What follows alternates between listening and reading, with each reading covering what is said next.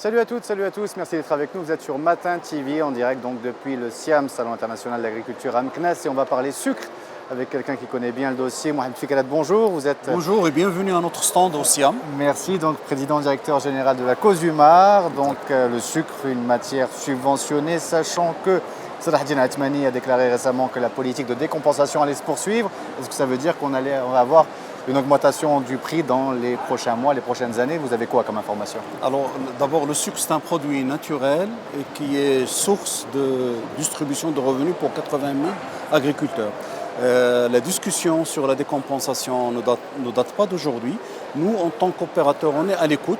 Il y a des idées que nous avons eu l'occasion de partager avec les responsables de l'administration de plusieurs ministères, et nous sommes pour une construction qui soit progressive et intelligente, qui tient compte de deux fondamentaux. Un premier fondamental, c'est de préserver les acquis de l'amont agricole, que nous avons mis beaucoup de décennies à construire. Qu'est-ce que vous entendez par l'amont agricole? L'amont agricole, c'est toute la partie qui concerne les 80 000 agriculteurs sur 5 régions, qui sont des exploitants de petites superficies, souvent moins d'1 hectare, et dont la betterave et la canne constituent un revenu majeur dans leur revenu annuel. Et cette activité ne peut pas vivre s'il n'y a pas une forme de protection pour lui permettre la pérennité. De l'autre côté, en aval de la chaîne, il y a la consommation, donc les consommateurs directs, mais aussi les consommateurs que nous appelons industriels, qui eux prennent le sucre pour le transformer en d'autres produits, les boissons, le lait et ses dérivés, la confiserie, la biscuiterie et d'autres. Et là, il faut être conscient que le sucre est un élément de prix de revient dans leurs produits, et il faut imaginer et concevoir un schéma qui soit progressif et qui soit intelligent.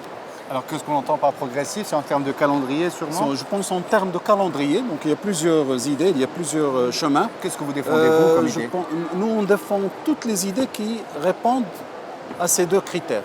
Préserver l'amont agricole et avoir une progressivité pour le prix du sucre. Et ça donne quoi en termes de mois ou d'années? Je pense plutôt en année. En année. Il faut peut-être, je ne veux pas m'avancer, mais 3 ans ou 5 ans, c'est quelque chose qui nous paraît très, très jouable. Un minimum de 3 ans, et puis aller vers 5 ans, c'est très très bien. Et le faire avec une progressivité qui donne de la lisibilité pour tous les acteurs. Est-ce que dans les prochaines années, donc, vos objectifs, c'est aussi d'aller vers l'international, de consommer? On est déjà à l'international. On est à l'international pour 2 aspects. D'abord, l'année dernière, le 5e de notre production est vendu à 45 pays par le monde, particulièrement l'Afrique, le bassin méditerranéen et le Moyen-Orient. Et nous sommes également dans l'international dans le sens des opérations, puisque nous avons lancé une nouvelle raffinerie en Arabie Saoudite qui va voir le jour dans 2 ans et demi, Inch'Allah, dans laquelle COSUMAR a 43,5% d'actions. Et c'est la société Dora en Arabie Saoudite. C'est le premier investissement de cette taille-là que nous faisons à l'extérieur du royaume. Alors, juste oui, non, parce qu'on arrive à la fin de l'interview. Est-ce que si vous réussissez sur le plan international, ça veut dire que sur le plan national, on peut avoir un prix qui reste faible? Je pense que le prix, il est ce qu'il est. Le plus important, c'est que nous avons investi 7,5 milliards de dirhams pour être le plus compétitif possible avec les conditions de production dans notre pays. Et au complet, le sucre coûte au Maroc 5 dirhams avec lesquels nous vendons, plus les 2 dirhams 60. Donc ça fait 7 dirhams 60, à comparer à 9 jusqu'à 15 dirhams du sucre autour de nous, le kilo. J'entends le kilo de sucre raffiné.